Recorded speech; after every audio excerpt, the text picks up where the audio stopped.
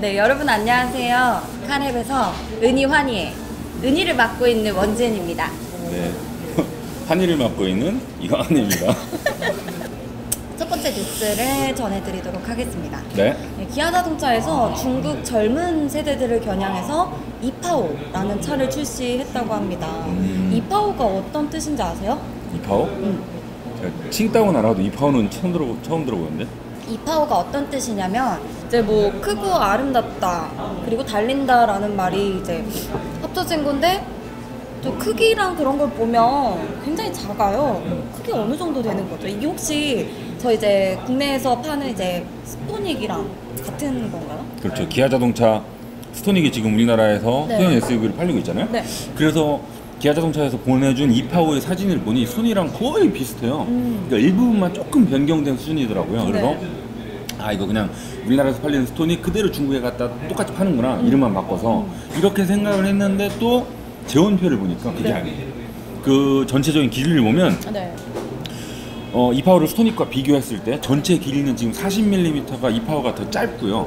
휠베이스도 이파오가 스토닉에 비해서 10mm 그러니까 1cm가 더 짧습니다. 폭도 더 좁고요. 높이만 지금 이파오가 스토닉보다 조금 더 커요. 네. 그래서 이게 단순히 디자인만 바뀐 게 아니고 네. 뼈대도 조금 손댔구나 이런 짐작이 들더라고요. 그 많은 브랜드들이 네.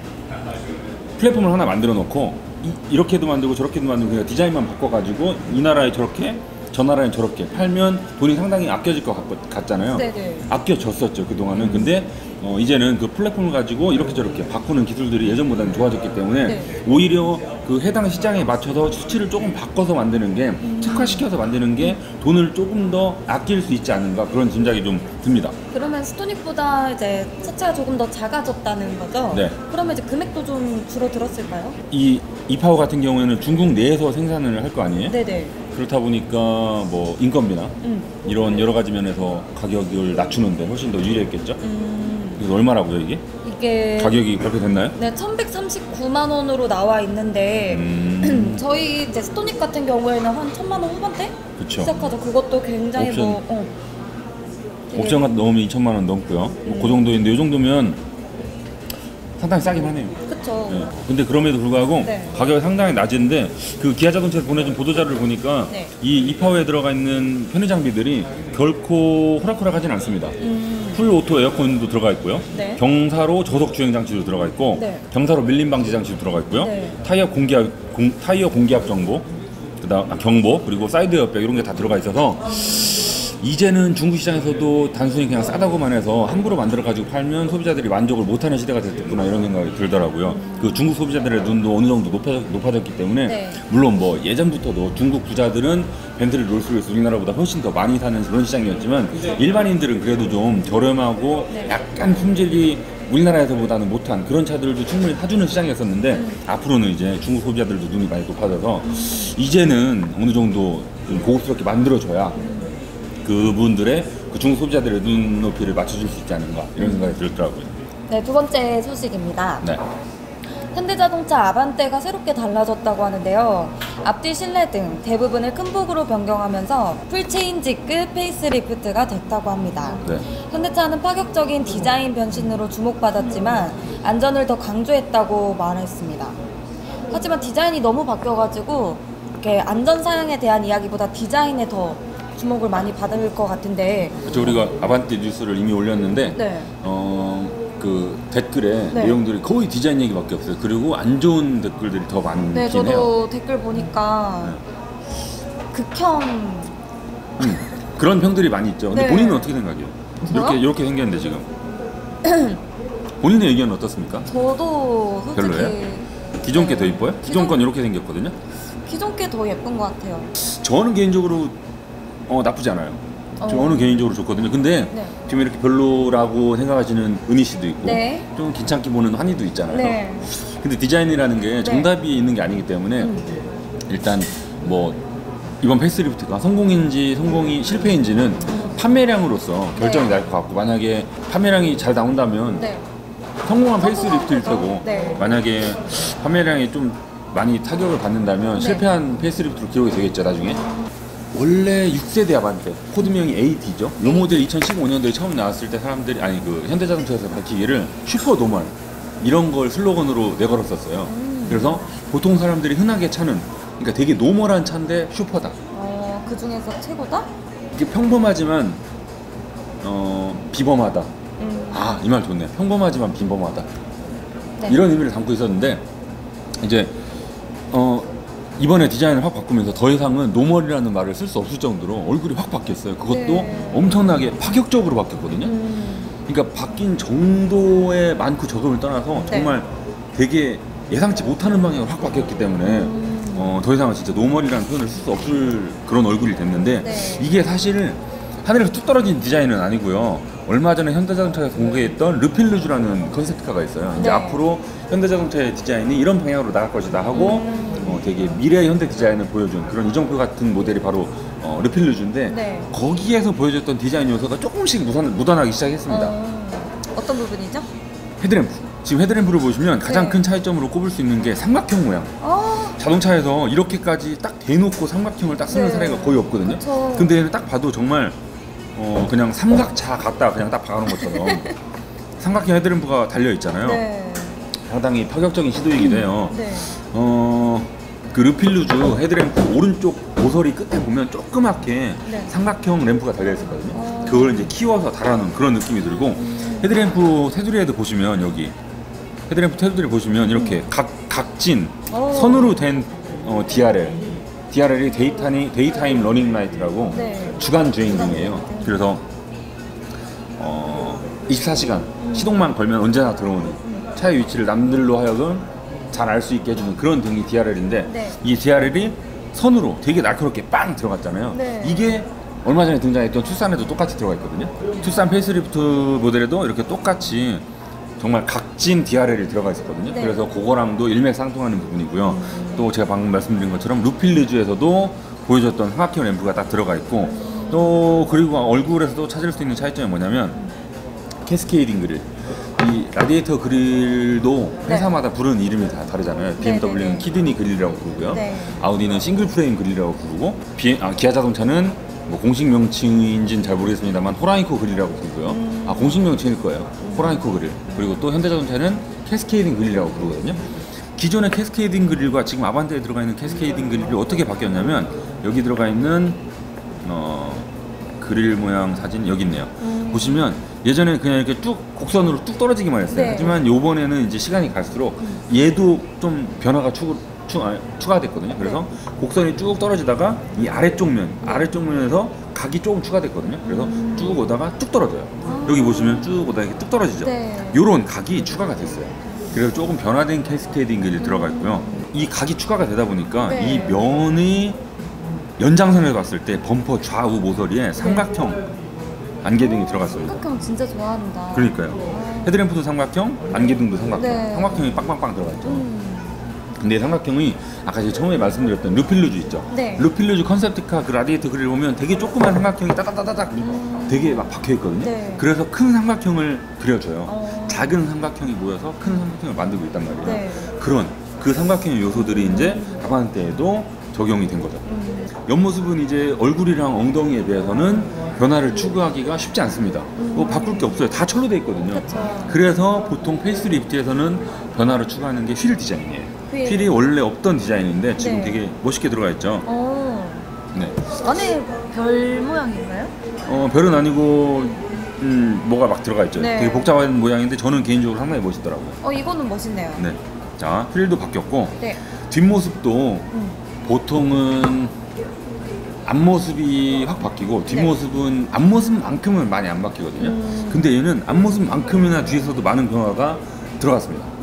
대표적으로 삼각형 들어가 있나요? 삼각형은 아니고 앞에 이제 그 선으로 된 되게 날카로운 DRL이 들어갔다고 말씀드렸잖아요. 네네. 이 리어램프에도 마치 번개치는 모양처럼 직선 모양의 리어램프가 이렇게 빵 들어가 있죠. 빵 들어가 있네. 빵 이렇게 직선으로 되게 그게 특징인 것 같고 또 그리고 또 그것뿐만이 아닙니다. 네. 원래 기존 아반떼 같은 경우에는 네. 이 번호판이 여기 트렁크 문에 달려 네. 있었어요. 번호판이. 네. 하지만 이번 신형 아반떼 같은 경우에는 이 번호판의 위치가 네. 범퍼 쪽으로 내려가고요. 원래 번호판이 있던 자리에는 아반떼라고 레터링이 네. 들어갔죠. 물론 지금 공개된 사진에는 미국형 사양이기 때문에 엘란트라고 레터링이 들어갔고 네. 또 현대자동차 엠블럼이 그 엘란트라 위에 이렇게 박혔어요.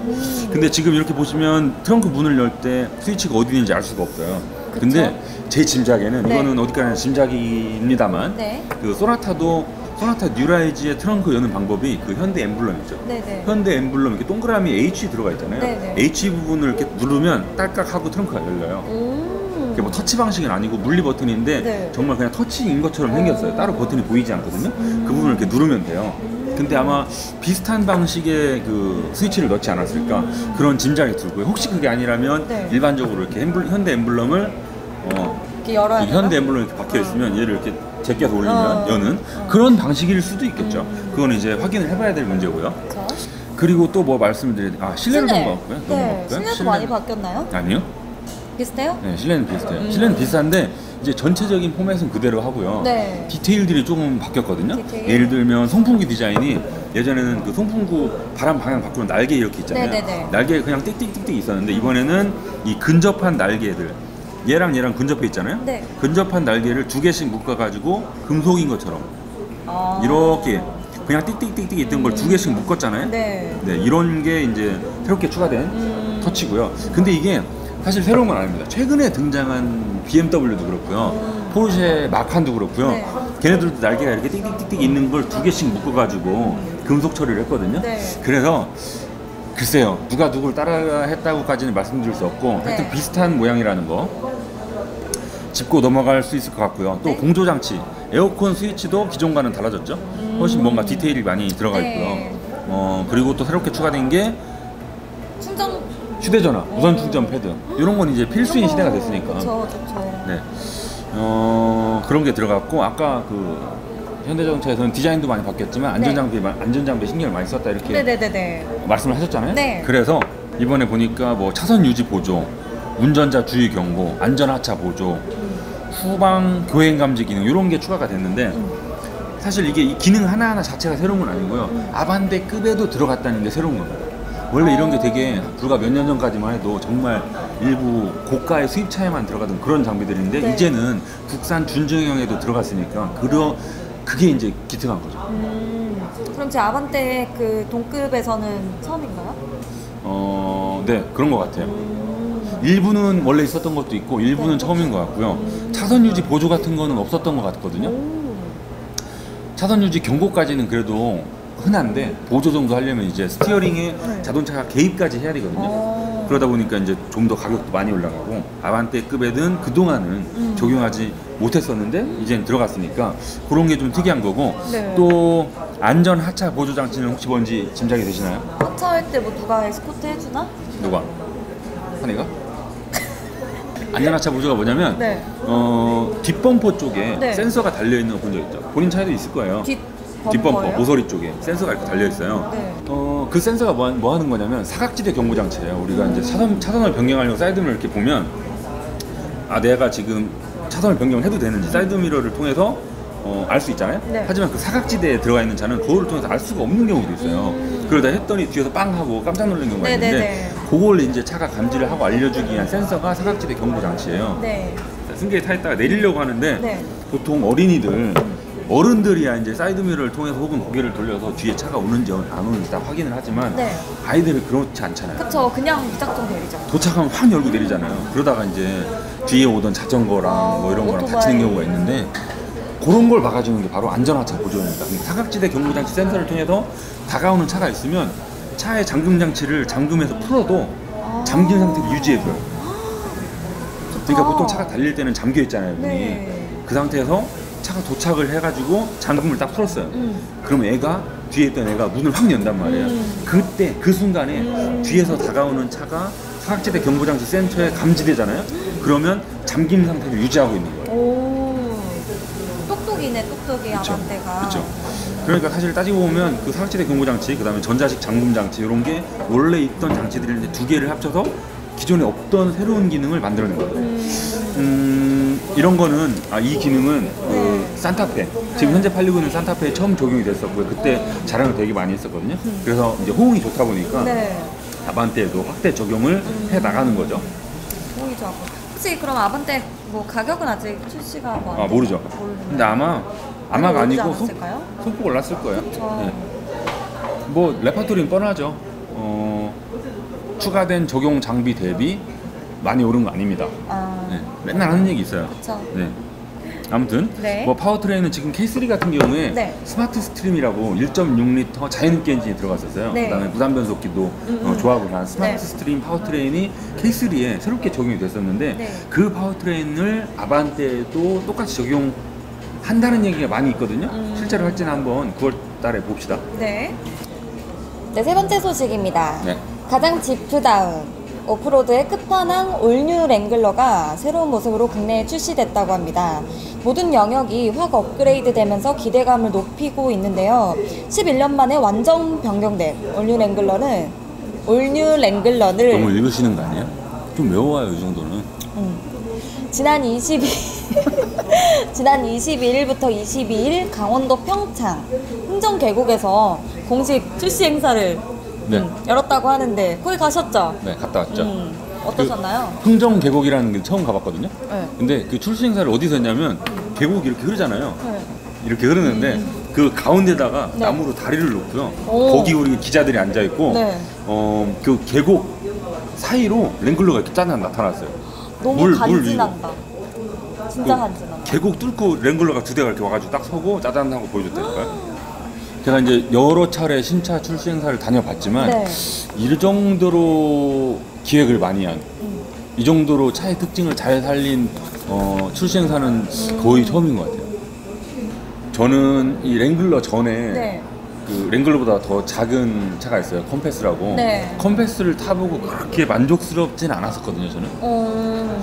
근데 그래서 랭글러도 뭐 오프로드 잘 달리고 뭐 신차겠지? 그냥 그렇게 큰 기대가 없었어요. 네. 근데 막상 가서 타보니까 네. 저희 이제 시승 영상이 오늘 혹은 내일 빠른 시일 안에 올라갈 건데 그 네. 영상을 보시면 제가 핸들을 잡고 그 계곡 오프로드를 달리는 내내 웃고 있습니다. 달리는 너무 내내. 좋아서?